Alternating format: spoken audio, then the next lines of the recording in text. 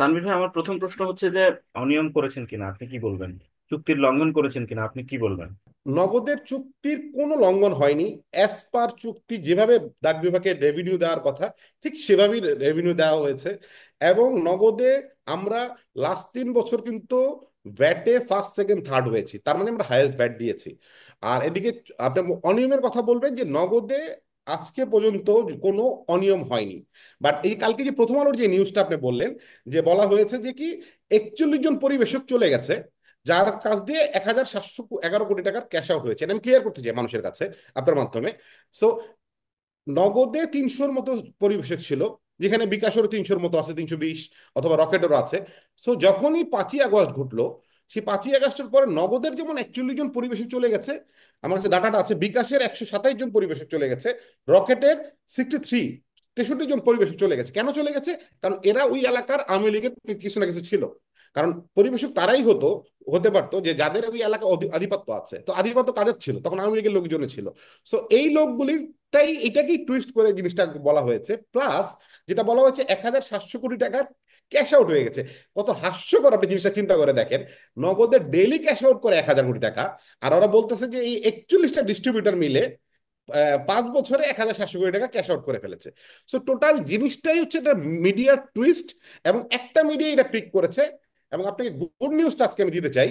একটু আগে, এই ধরেন 2 ঘন্টা আগে, মাননীয় হাইকোর্ট রায় দিয়ে দিয়েছে যে বাংলাদেশ ব্যাংক যে প্রশাসক বসিয়েছে এবং বোর্ড বসিয়েছে, এই টোটালটাকে স্ট্যাটাস কো অর্ডার দিয়ে দিয়েছে, যে তারা কোনো ডিসিশন এখন নিতে পারবে না, কোনো নতুন ডিসিশন নিতে পারবে না। ফাইনাল রায় দিবে জানুয়ারি 2 তারিখ, এর পর্যন্ত শুধু ক্যাশ ইন ক্যাশ আউট হবে, এবং কোনো সিদ্ধান্ত নিতে পারবে না এই নগদ রিলেটেড। তার মানে মাননীয় হাইকোর্টও বুঝেছে এই টোটাল জিনিসটা হচ্ছে আসলে মানে ইলিগেল ছিল। প্লাস এই নিউজটা ঠিক গতকালকে কেন করা হয়েছে আপনি দেখেন, আজকে কোর্টের রায় ছিল, এবং এই সকালবেলা এই রায়টা নিয়েই মাননীয় জাজের কাছে দেখানো হয়েছে যে দেখেন এই এত কোটি টাকার দুর্নীতি হয়েছে, সো এটা আমাদের সময় লাগবে। তো জাজ তার বিচারে উনি বলছে যে এটা টোটাল জিনিসটাই ফেক, এবং উনি ইমিডিয়েট স্ট্যাটাস কো অর্ডার দিয়ে দিয়েছে। অর্ডারটা হয়তো আর 1 ঘন্টার মধ্যে সারা বাংলাদেশের সকল মিডিয়াতে চলে যাবে। সো আমি আপনাকে যেটা ক্লিয়ার করলাম, যে এই যে টুইস্ট, নিউজের ওয়ার্ডের টুইস্টিং, এবং সাধারণ মানুষ আসলে বুঝবে না পরিবেশক কি বা 1700 কোটি টাকা কি। আমার নগদে ডেইলি 1000 কোটি টাকা ট্রানজেকশন হয়। সো 41টা ডিস্ট্রিবিউটার 41,000 কোটি টাকা ট্রানজেকশন হওয়ার কথা। অভিযোগটা উঠেছে উঠেছে যে আপনারা জনগণের যে ভাতা, মানে মানুষের যে বিশেষ করে সামাজিক মানে নিরাপত্তা, এই যে ইয়েতে তৈরি করা হয়েছে, যে এটা আমরা কি বলি এটাকে, জনগণের বিশেষ করে বিশেষ করে সামাজিক নিরাপত্তা, হ্যাঁ। ভাতার ব্যবস্থা করেছিল, সেই ভাতা আপনারা জনগণের কাছে 3 দিন উত্তোলনের সময় দিয়েছিলেন। 3 দিনের মধ্যে উত্তোলন না করলে সেই টাকাটি আপনারা আর দেননি। এই অভিযোগের কি কি উত্তর আছে আপনার কাছে? আচ্ছা, এই টোটাল জিনিসটা টোটালটাই ফেক। কোথাও একটা ডকুমেন্ট যদি দেখাতে পারেন, তাহলে এইটা আমরা মেনে নেব। কোথাও এই ডকুমেন্ট ছিল না কোনো, এটা টোটাল জিনিসটাই ফেক। ভাতার ব্যাপারটা আমি আরেকটু ক্লিয়ার করি। আমি যদি একদম টোটালি অস্বীকার করে যাই যে ভাতাতে আসলে মানে কিছু টাকা এদিক সেদিক হয় নাই, সেটা মিথ্যা হবে, কারণ আমি এই জিনিস স্বীকার করতে হবে। কারণ হচ্ছে ভাতা আমরা দিয়ে বাংলাদেশে ভাতা দেওয়া হতো, গভর্নমেন্ট ডিসবার্সমেন্টের বাজেট ছিল 80,000 কোটি টাকা। যদি আপনি 5 বছরে চিন্তা করেন, প্রায় 5 × 80, মানে আড়াই 5 × 40, 4 লক্ষ কোটি টাকার ভাতা ডিসবার্সন হতো প্রায় 4.5 কোটি মানুষের মধ্যে। এর মধ্যে বিধবা আছে, প্রতিবন্ধী আছে, বয়স্ক আছে, অনেক লোকজন আছে। এদের ওই যে দোকানদাররা যারা ছিল, এটা নগদের দোকানদার না কিন্তু, এ কিন্তু নগদের দোকানদার, গ্রামীণ ফোনের দোকানদার, বাংলা লিঙ্কের দোকানদার, বিকাশের দোকানদার। তো দোকানদাররা ওদের পিন, ওর কারণ বয়স্ক লোক, প্রতিবন্ধী, বুঝে না, ওদের কিছু ভাতা এদিক সেদিক করেছে, যেটার পার্সেন্টেজ আমরা আসলে দেখেছি 0.00045%। এবং আপনি যদি এই কমপ্লেনের হিসাবটাও দেখেন, নগদ নিয়ে আজকে কোশ্চেনটা আপনি করছেন, যদি আপনি সিআইডি তে দেখেন, আপনি আজকেই আপনি আমার এই ভিডিও ইন্টারভিউর পরে আপনি খবর নেন, সিআইডি তে খবর নেন, সিটিডিসি তে খবর নেন, এসবি তে খবর নেন, ওদের রিপোর্ট দেখেন। ডেইলি যদি 100টা কমপ্লেন করে থাকে এই ধরনের টাকা, ভাতার টাকা চলে যেয়ে থাকে, তার মধ্যে 98টা পড়েছে বিকাশের এগেনস্টে, 2টা পড়েছে নগদের এগেনস্টে। এটা কিন্তু ডকুমেন্টেড গভর্নমেন্ট। আপনি দেখেন আজকে এখনই আপনি রেখে সিআইডি তে খবর নেন। সো এটা হয়েছে কিছু জিনিস, এবং এটা হয়েছে মানুষ বুঝে না যে তার পিনটা শেয়ার করা যাবে না, তার ওটিপি শেয়ার করা যাবে না, এই কারণে কিছু এদিক সেদিক হয়েছে। বাট এটার জন্য কিন্তু আসলে নগদ, বিকাশ বা রকেট কেউ দায়ী না। কারণ ভাতাটা, নাম্বারটা দেয় অধিদপ্তর, এটা বাংলাদেশ ব্যাংকের মাধ্যমে সোনালী ব্যাংক হয়ে সরাসরি গ্রাহকের কাছে চলে যায়। এটার মধ্যে কিন্তু নগদের কোনো বন্ধ করার অপশন নেই, ঠেকানোর অপশন নেই, চেঞ্জ করার কোনো অপশন নেই। সো এই টোটাল জিনিসটা কিন্তু একদম ভেরি ট্রান্সপারেন্ট। আপনারা সরকারি ভাতাটা অনলি আপনারাই দিয়েছেন, সরকারি মদদ না থাকলে কি এটা সম্ভব ঠিক না? না, এটা এটি রং। কিভাবে সম্ভব হলো যদি বলতেন। আপনার এটা এক নম্বর হচ্ছে যে দলীয় পাওয়ার যদি ইউজ করতাম, তাহলে নগদের একটা সিম্পল এমএফএস লাইসেন্স পাইতে, যেখানে ছোট ছোট কোম্পানিও 6 মাসে লাইসেন্স পেয়ে যায়, 5 বছর লাগতো না, কিন্তু একটা সিম্পল এমএফএস লাইসেন্স 5 বছর নগদের লেগেছে। সো যদি দলীয় এতই ক্ষমতা থাকতো তাহলে কিন্তু এটা 5 মিনিটে হয়ে যেত। সো এই কথাটা আসলে ঠিক না। আর সেকেন্ড যেটা আপনি বললেন যে, আমি কোশ্চেনটা মিস করে গেছি, সেকেন্ডটা বললেন কি ভাই? হ্যাঁ, আমি বলতে চাচ্ছিলাম যে যে আপনারা ভাতাগুলো যে দিয়েছেন, আচ্ছা, এটা হ্যাঁ, ভাতা। সরকারি হ্যাঁ, প্রতিষ্ঠান, বিশেষ করে ভাতা আমি কিন্তু যদি একদম আসলে স্পষ্ট করে দেই, আহ, একদম টপ লেভেলে প্রধানমন্ত্রী, তৎকালীন প্রধানমন্ত্রী শেখ হাসিনা যদি আপনাদেরকে সাপোর্ট না দিতেন, সজীব ওয়াজেদ জয় সাপোর্ট না দিতেন, পলক সাপোর্ট না দিতেন, তাহলে কি আপনারা এইভাবে একচেটিয়া ভাতা চালু করা, এটি ওনারা কেন এটা অন্য কোনো প্রতিষ্ঠানকে না দিয়ে অনলি আপনাদেরকেই দিলেন? এটা টোটালি একটা মিথ্যা অপবাদ। কারণ হচ্ছে, যদি দেখেন যে 21টা মন্ত্রণালয় ভাতা দেয়, 21টা মন্ত্রণালয়ের মধ্যে যদি আপনি টোটালটা দেখেন, আমার যত পার্সেন্ট মার্কেট শেয়ার, বিকাশেরও কিন্তু সমপরিমাণ মার্কেট শেয়ার, রকেটেরও কিন্তু মার্কেট শেয়ার আছে। এইটা কিন্তু কেউ বলছে না। বলছে যে এইটাতে সরকার সাপোর্ট করেছে। সরকার আসলে কোনো সাপোর্ট করেনি। আমার কম্পিটিটরের ক্যাশ আউট রেট 18.5 টাকা ভাতার, আর আমার হচ্ছে সেখানে 11.5 টাকা। তো আপনি, গভর্নমেন্ট যদি টেন্ডারে যায়, কমটাকে দিবে নাকি বেশিটাকে দিবে? সেটা তো একদম খুব সিম্পল হিসাব। যে 11.5 টাকায় কস্টে দিচ্ছে আপনাকে সার্ভিসটা, আর একজন 18.5 টাকায় দিচ্ছে, এই সার্ভিসটা গভর্নমেন্ট কাকে দিবে? গভর্নমেন্ট তো টেন্ডারে যখন যেতে হবে, তখন কিন্তু মাস লোয়েস্টটাকে দিতে হবে।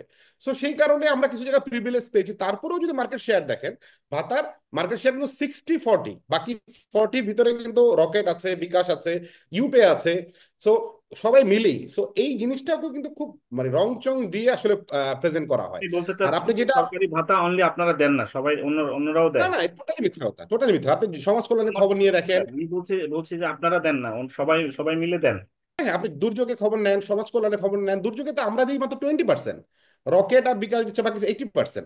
তারপর সমাজ কল্যাণে 25% দেওয়া হচ্ছে। So okay. আপনি একটু জাস্ট মন্ত্রণালয় দেখেন, 21টা আচ্ছা। মন্ত্রণালয় তো। আমি একটু শেষ করি। হুম। আরেকটা যেটা আপনি বললেন যে আপনার, যে যেটা আমি আপনাকে ক্লিয়ার করলাম, যে সরকারি লোকজনের সাথে আসলে যেই ব্যবসা করবে তার আসলে মিলিয়ে ব্যবসা করতে হবে। কারণ যখন আপনি 21টা মন্ত্রণালয়ে ব্যবসা করবেন, 21টা মন্ত্রীর সাথে আপনার দেখা করতে হবে, 21টা সচিবের সাথে আপনার দেখা আমি করতে একটু হবে। এখন এখন এখন নগদের ঘাটতি কত, মানে এই ঘাটতিটা আচ্ছা, কবে থেকে শুরু হচ্ছে? এইটা আমি একটু বলি। কালকে যে এই যে প্রথম আলো নিউজটা আমার হাতে আছে, কালকে প্রথম আলো বলেছে যে 605 কোটি টাকার ঘাটতি আছে। দেখেন কেমন মিথ্যা একটা নিউজ। এই আমার হাতে আপনি দেখেন বাংলাদেশ ব্যাংকের কাগজ, এই ডেটটা আমি বলি, 17/11/2024। ওনারা লিখেছে, বাংলাদেশ ব্যাংক অফিসিয়ালি সার্টিফিকেট দিয়েছে, আপনারা দেখেন যে 317.60 কোটি টাকার ঘাটতি ছিল 2018 সালে।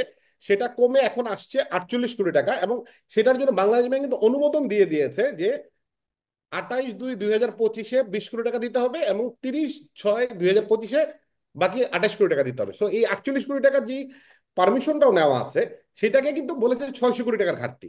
তো 17ই নভেম্বরের পরে যদি কোনো ঘাটতি ক্রিয়েট হয়ে থাকে, সেটা তো নগদের লোকজন করে নাই, তাহলে বাংলাদেশ ব্যাংকই করেছে। আচ্ছা, সো এটা আপনার কিন্তু বাংলাদেশ, আপনার এমন না, এই অভিযোগটা তুলি যে আপনারা প্রভাব খাটিয়ে এরকম করেছেন, এটা কি আপনি অস্বীকার করতে পারবেন? না, নগদ যা করেছে তা সম্পূর্ণ যোগ্যতার বলে করেছে। যদি ভাতা বেশি পেয়ে থাকে, সেটাও যোগ্যতার বলেই পেয়েছে, কারণ নগদের ক্যাশ আউট চার্জ ছিল হাফ। হ্যাঁ। বাংলাদেশের মানুষের লাস্ট 5 বছরে 5,000 কোটি টাকা নগদ সেভ করেছে। সো এটা যোগ্যতার বলে করেছে, প্রভাব খাটিয়ে কেউ মানুষের টাকা সেভ করা যায় না। আচ্ছা, তাহলে আপনি যে ভালো কথা আপনি বলেছেন, তাহলে নগদের ঘাটতি কেন হলো? আচ্ছা, এই যে এই ঘাটতির কথাটা বললেন, এটা এই কিন্তু প্রশ্নের সার্টিফিকেট জবাব দেওয়া। দিন। আমি অ্যান্সার দিচ্ছি।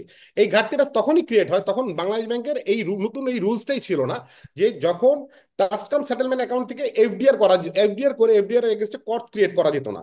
সো এই রুলসটাই ছিল না। এই রুলসটা যেদিন হয়েছে, সেদিন এক্সিম ব্যাংক, যেই ব্যাংকটা আসলে না মানে ইচ্ছাকৃতভাবে ওই টাকাটা অ্যাডজাস্টমেন্ট করে ফেলে, হঠাৎ একদিনের মাথায় 17.6 কোটি 60 কোটি টাকা অ্যাডজাস্ট করে ফেলে। তো ওই মোমেন্টে ঘাটতিটা ক্রিয়েট হয়। তখন আমরা বাংলাদেশ ব্যাংকের কাছে গিয়ে বললাম যে এই সিচুয়েশন এক্সিম ব্যাংক করেছে, আপনারা এক্সিম ব্যাংককে বলেন। কিন্তু তখন এক্সিম ব্যাংক হয়তো বাংলাদেশ ব্যাংকের কথা শুনতো না, এক্সিম ব্যাংক অনেক ক্ষমতাবান ছিল। তো তখন বাংলাদেশ ব্যাংক বলে, ঠিক আছে, যা করেছে করেছে, আপনাদের আমরা কিস্তি করে দিচ্ছি, এবং নিয়মিত কিস্তির পেমেন্টটা করবে না। এবং আমরা কিন্তু অন টাইমে একদিন আগে আগে কিস্তির পেমেন্ট করে গেছি, এবং কিস্তিতে একটা ঘাটতি হয়নি। আমাদের যদি অসৎ উদ্দেশ্যই থাকতো, তাহলে কিন্তু আমরা এই কিস্তি অন টাইমে দিতাম না। এবং এই সার্টিফিকেটটা কিন্তু পুরনো না, 17/11/2024-এর সার্টিফিকেট। আপনি আপনার জায়গা পরিষ্কার করলেন, এখন আমি যদি আপনাকে একটা প্রশ্ন করি যে নগদের প্রশাসক নিয়োগ করার পর আপনার যিনি প্রশাসক হিসেবে নিয়োগ পেয়েছেন, উনি এসে পরিদর্শন করে খোঁজ খবর নিয়ে দেখলেন যে 2,365 কোটি টাকা জালিয়াতি করেছেন আপনারা, অনিয়ম করেছেন, মানে হিসাবে উনি মিল পাচ্ছেন না। এই উত্তর কি দিবেন? যেটা কালকে পত্রিকা, সেটার উত্তর দিতে আমি আপনাকে একটা একটা করে সব বলে দিলাম। প্রথম হচ্ছে যে 600 কোটি টাকা, এই 2000-এর মধ্যে সেই 600 কোটি টাকার কথা বলা হলো। এই 600 কোটি টাকা টোটালটাই মিথ্যা। এই যে বাংলাদেশ ব্যাংকের সার্টিফিকেট, এই যে অফিসিয়াল পারমিশন আছে মাত্র 48 কোটি টাকা ডিউ আছে, এবং এখনো টাইম আছে পেমেন্ট করার। তার মানে এই 600 কোটি টাকার ব্যাপারটা শেষ। সেকেন্ড আসতেছি, 41 জন পরিবেশক দিয়ে 1,700 কোটি টাকা, যে 2,000 কোটি টাকার ভেতরে। এটাও আমি আপনাকে ক্লিয়ার করলাম যে নগদের প্রতিদিন ট্রানজেকশন হয় 1,000 কোটি টাকার। সো তারা বলতেছে যে এই লাস্ট 5 বছরে এই 41 জন পরিবেশক 1,700 কোটি টাকা নিয়ে গেছে। যেখানে এই 41 জন পরিবেশককে আসলে খুঁজে পাওয়া যাচ্ছে না। এরকম বিকাশেরও 127 জন পরিবেশক খুঁজে পাওয়া যাচ্ছে না, রকেটেরও 63 জন খুঁজে পাওয়া যাচ্ছে না। কারণ হচ্ছে এরা পলিটিক্যাল লোক ছিল, হয়তো যুবলীগ করতো, ছাত্রলীগ করতো, এই এলাকার প্রভাবশালী লোক ছিল। এরা 5ই আগস্ট পালিয়ে গেছে। তো এইটাতে কিন্তু গ্রাহকের কোনো ক্ষতি হয় নাই, ক্ষতি যা হয়েছে নগদের ক্ষতি হয়েছে। এই লসটা কিন্তু নগদের হয়েছে, যেটুকু লস হয়েছে। সো এটা বিকাশের হয়েছে, রকেটের হয়েছে। সো এটা কিন্তু গ্রাহকের কোনো ক্ষতি হয়নি। এবং এইটাকেই টুইস্ট করে নিউজটা করেছে আজকে, যাতে রায়টা না আসে। কিন্তু আমরা সৌভাগ্যবান, এবং হাইকোর্ট, মাননীয় হাইকোর্ট আজকে রায় দিয়ে দিয়েছে যে যা ডিসিশন নিচ্ছে সব স্থগিত এখন আজকে থেকে, এবং পুরোটাকে স্ট্যাটাস কো অর্ডার দিয়ে দিয়েছে। আপনাকে এই প্রশ্নটার উত্তর একেবারে হা নাতে চাই। আপনি কি বলবেন যে নবনিযুক্ত প্রশাসকের যে পরিদর্শনের ভিত্তিতে প্রথম আলো যে নিউজ করেছে 2,365 কোটি টাকার জালিয়াতি এবং অনিয়মের যে হিসাব মিলছে না বলছে, এটি আপনি স্বীকার করেন কি করেন না? 100% মিথ্যা। এটা শুধু আজকে এই কনস্পাইরেসিটা করেছে শুধু আজকে রায়টা বন্ধ করার জন্য, কিন্তু রায়টা বন্ধ ওনারা করতে পারেনি। আর কিচ্ছু না, প্রত্যেকটা কিন্তু আপনি ডাটা দিয়ে আমি আপনাকে প্রমাণ করে দিলাম যে প্রতিটাই ভিত্তিহীন। ওকে, এবার আসেন যে আর্থিক যদি। এবং আমি আর একটা মজার কথা বলি, যে হুম। আমার কম্পিটিটর এই প্রথম আলো নিউজটা নিয়ে আমি গতকালকে অনেকগুলি মিডিয়া হাউসের সাথে কথা হয়েছে, গিয়ে বলতেছে এই নিউজটা ছাপিয়ে দেন, তাহলে 8 লাখ টাকার স্পন্সর দিব, 10 লাখ টাকার স্পন্সর দিব, 20 লাখ টাকার স্পন্সর দিব। প্রতিটা মিডিয়া হাউসে গিয়ে এই রেফারেন্স করছে, যাতে আমাদের মানে বদনাম হয়, আমাদের রেপুটেশনে ঘাটতি আসে। আচ্ছা, তাহলে এখন আপনি বলছেন যে অনিয়ম হয়নি, আবার বলছেন কিছু কোনো কোনো ক্ষেত্রে হতেও পারে, আবার না না, বলছেন আমি এটা বলিনি ভাইয়া। আমি বলেছি, আমি যদি কিছু মানে কিছু ক্ষেত্রে পলিটিক্যাল, হতেও পারে, আপনি এটাও বলছেন আবার। না না, আমি 100% পলিটিক্যাল অ্যান্সার বলছেন না। দিই। পলিটিক্যালি অ্যান্সার দিয়ে আমি বলবো কোনো অনিয়ম হয়নি, কিন্তু বাংলাদেশের একটা কোম্পানি পাবেন না যে 100% কমপ্লায়েন্ট। যেটা ডেলোয়েট আমাকে হয়তো 40টা পয়েন্ট দিয়েছে ডেলোয়েট, যে 40টা পয়েন্ট আমার কারেকশন করতে হবে। সো বাংলাদেশে কমপ্লায়েন্ট মেনটেন করার জন্য বেস্ট যে প্র্যাকটিস আছে সেটা আমরা চেষ্টা করেছি, এখনো করছি। এই যে ডেলোয়েট যে 40টা পয়েন্ট দিয়েছে, এই 40টা পয়েন্ট আমরা ইমপ্রুভ করব। সেটা এটা চলমান প্রসেস। আচ্ছা, তাহলে এখন আমি যদি এরকম প্রশ্ন করি যে আর্থিক দায় কার ঘাড়ে যাবে?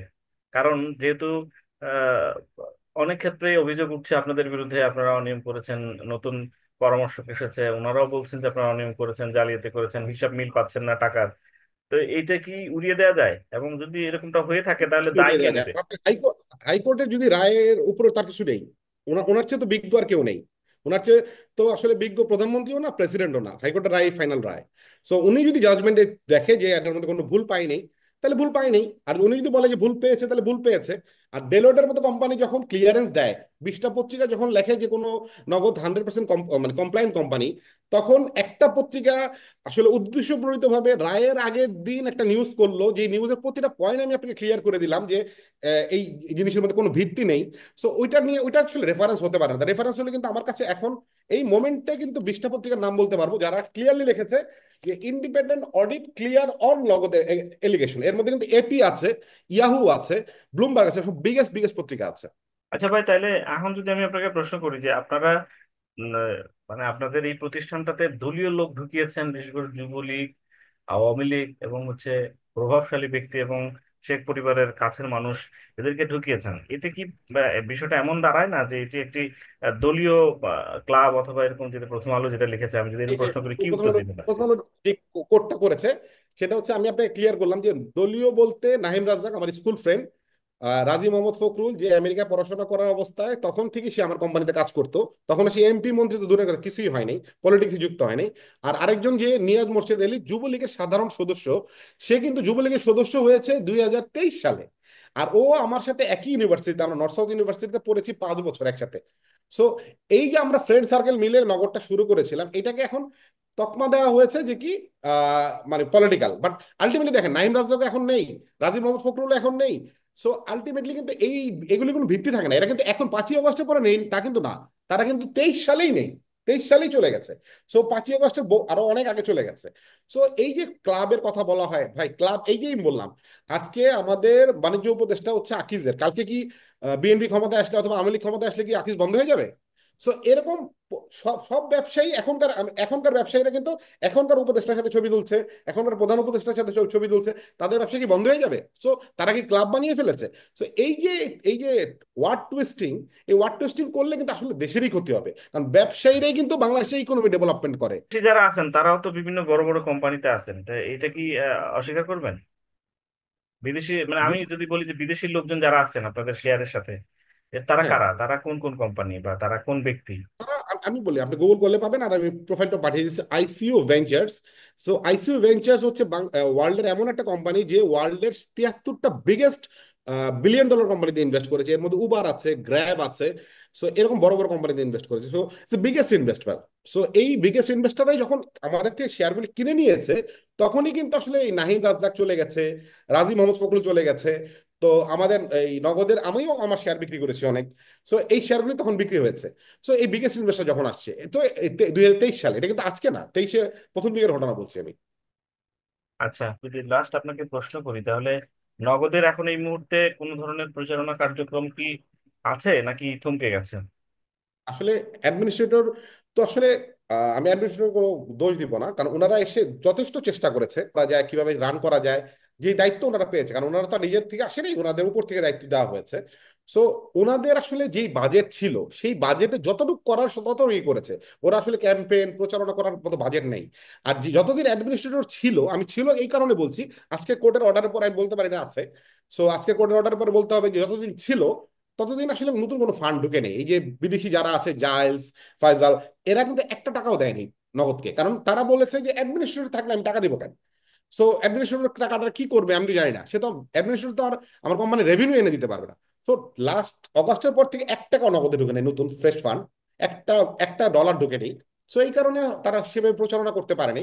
বাট আমি আশা করছি যে আমরা যখন আবার এটা আমাদের কাছে ব্যাক চলে আসবে, এবং যত ডিসিশন এর মধ্যে নিয়েছে প্রশাসকরা সব অবৈধ হয়ে যাবে, আবার নগদ আগের মতো শুরু করবে, আগের মতোই নগদ বাড়ি গাড়ি সব প্রচারণা সহই নামবে আপনাদের জন্য।